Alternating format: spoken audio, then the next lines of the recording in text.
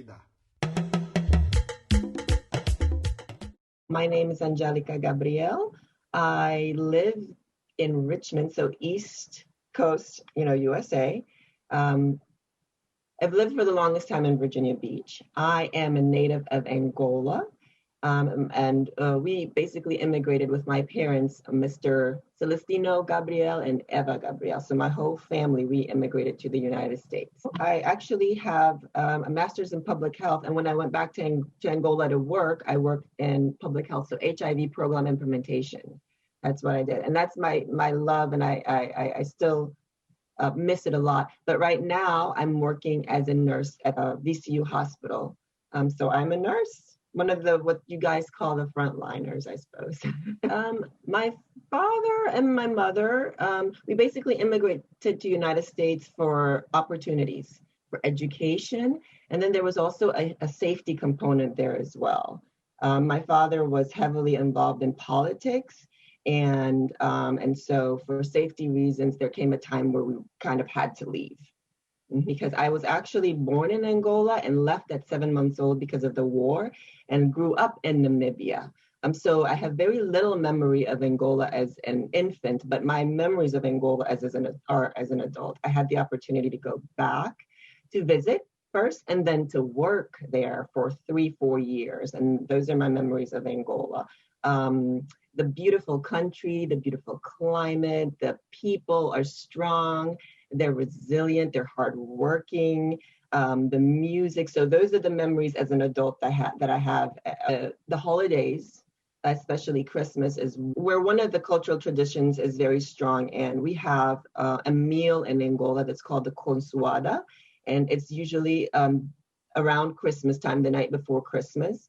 And so that tradition, every Christmas, even when we're not at mom and dad's, we make the consoada, and more of the adults than the kids will eat it. But it's just that tradition of having that specific meal prepared, and we share it as a family. So I can imagine that I would have been pretty educated, and I would be one of those individuals that is in the country right now fighting for all the injustices.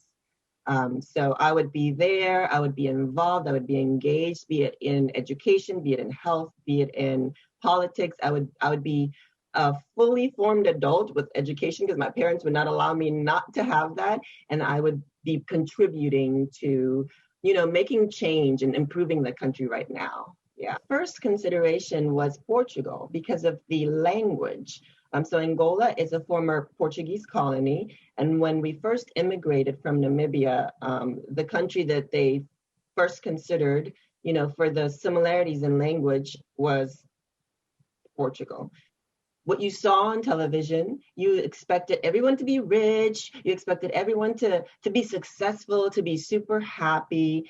And I guess you have to really manage your expectations, because my expectations of America were that everything would run smoothly and it would be perfect. And then again, it's also naive expectation of a 12-year-old, because when I came over, I was 12, I think if it's possible, do your research. Don't just go to a place blind. You know where you're going, know a little bit about the area or the places that you're going. If you're going East Coast versus West Coast, there are certain nuances culturally here in the United States, even though it's all America. If you're going to the North or the South, so just do your research for sure, be prepared.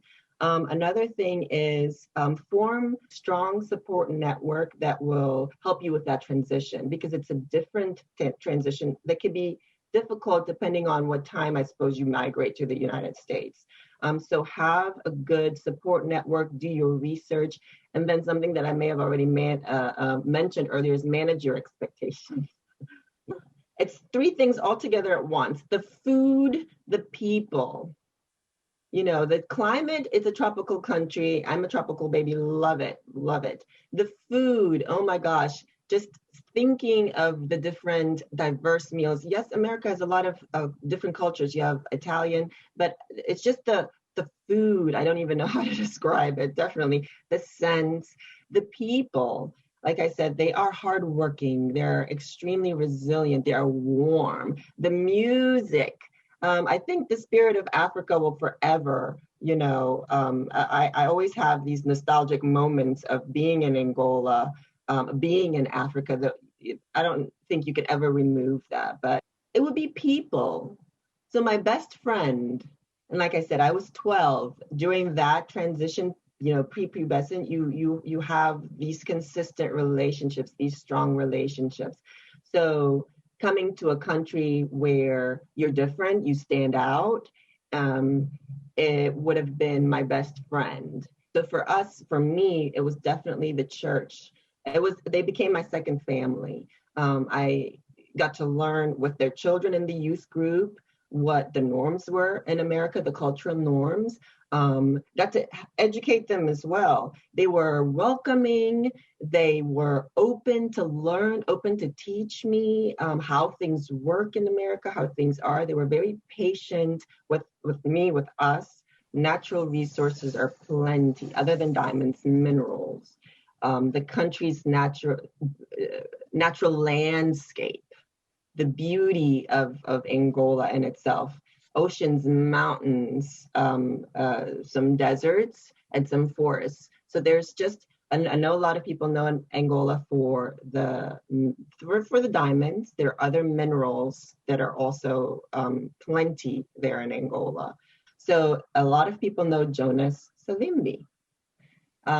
He's an important figure in Angola because after independence from the colonizer, so Portuguese independence, he actually was an individual who overturned the government. So the decades of civil war that followed after Angolan independence, he was the key orchestrating force behind that. Not by himself, of course, but so if you look at the way the country is today, he had a huge impact on what Angola is today.